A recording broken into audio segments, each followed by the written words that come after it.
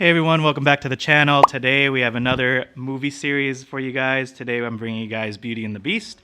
We are doing Steel and Sapphire for today.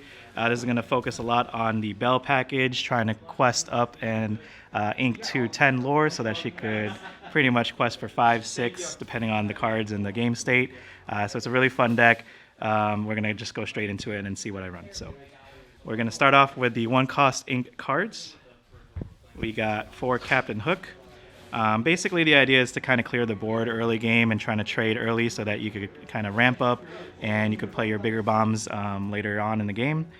So Captain Hook could trade into a lot of cards, Simbas, and just a lot of the 3 defense characters. So you want him to kind of stay on board and see what your opponent will be playing. Good against Emerald too as well. 2-cost ink, we start with Aurora, so she could shift into the 5-cost Aurora. She also could sing Whole New World, Grab Your Swords, all the good songs mid to late game. So you want to see her early so that you could shift to her maybe turn 3, turn 4. You can also protect your characters like your Belle later in the game so that she could quest when you have 10 ink. Next I run 4 Prince Eric, similar to Captain Hook. He challenges for 3. He kind of could survive a lot of the early game pressure too as well. Trades really well in Emerald with like Cheshire Cats or just a lot of the 3 defense characters. You also want to keep him on the field as well. I ran 2 Grammatalas. I don't really run a heavy ramp package aside from my Fishbone Quill, but she's just there to kind of have like a backup fail-safe in case I don't see the Quill early game. She still quests for 1, and she's still like a 1 body to just get rid of like Lilo's, Maleficent's, or just make your swords a little bit easier to with the 1-cost trades. Next, for the 3-cost ink, we run Belle. She's one of the characters, obviously in Beauty and the Beast. So she is the version that has a payoff with items. So every time she quests, you can pay 1 less for the next item you play. She also quests for 2, so she's a solid card. Nothing too crazy, but she definitely fits the theme. Onto the 3-cost ink items, we run Fishbone Quill.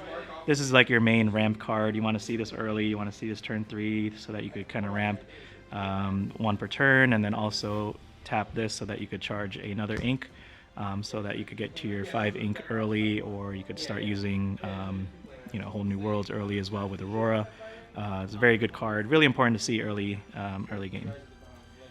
And then I ran 3 Smashes. This is just really there against the aggro decks. The really annoying cards like Cheshire Cats and Flynn's, stuff that you don't really want to trade into that will give you like a negative fight back for that. So you just want to have Smashes against certain characters. Hans, that also quests for 3, so you need some type of hard removal. One of the main cards of the deck is Belle. I know she's a little pricey, but she is a little gimmicky too, so you have to really build around her. But I think in this build, she really works well, especially if you're going to sing a Whole New World. You're able to ramp really aggressively with this, with Fishbone, and reset your hand, hopefully singing with Aurora, so that you could ink a little bit quicker too as well. So she really catches a lot of people off guard if they don't have that hard removal. Or if you have Aurora on field, it's really hard to get rid of Belle, so she kind of sticks on there and survives for the 10 ink. Another 4-cost ink card is Eye of the Fates. I run this because it keeps a little bit of pressure on the ink package. Like if you're running Maleficents and you're running Belle's, you're going to be questing for 4, sometimes 6 even. And then I also run Maurice too, so there's a little payoff for playing a couple more items in this deck. But Eyes of the Fates just really puts a little bit more pressure with your high lore characters. Next, for a 5-cost ink cards, we run 4 Auroras. Obviously, you get a shift. She has ward, or she gives your other characters ward, so it really protects against like dragon fires, stuff that really targets your character. So you want your Belle to survive. Best way to do that is to have Aurora, or even 2 Auroras on field, which can happen a couple times. Can you make me a and then prince? you're running 4 Beast. Also, to fit the theme, he could get rid of some items, like depending on the matchups. If they're running like Ruby, maybe like the swords so that they don't restand, or even lanterns too that could get a little bit annoying if they're playing like the Rockstar package. So it's an okay card, but it's there to kind of also fit with a theme with Belle and Beast, which are the main characters in this series. Then I run 3 Maleficents. You could run 4. In my budget build, I definitely have a 4th copy of this card. But this paired up with Eyes of the Fate just puts a lot of pressure on your opponent. And then also, she has a lot of defense, so it takes a while to take her down, maybe 2 cards just to trade into her. And then for the song package, for the 5 cost ink, we run 4 Grab Your Swords. Against decks that go wide, you could really use this to your advantage. It helps making trades easier just by giving 2 damage to all those characters. And then your main draw engine, quote-unquote draw engine, is for Whole New Worlds. Sing this early so that you can ramp up with your cards. You're going to have a big hand eventually, so you could just ink your turn, ink with Belle, and then ink with Fishbone Quill, so that you could kind of ramp up pretty early.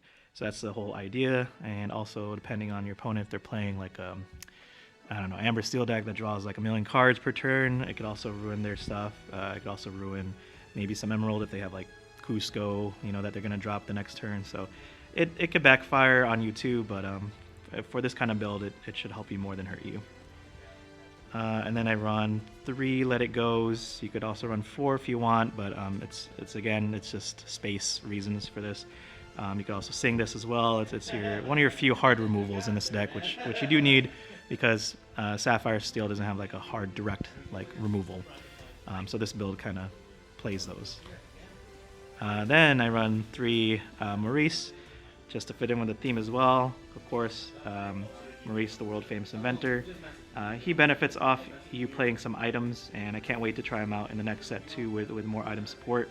But whenever this character quests, you pay 2 less for the next item you play this turn, and whenever you play an item, you can draw a card. So it does help down the road for playing, I think, 8 to 10 items.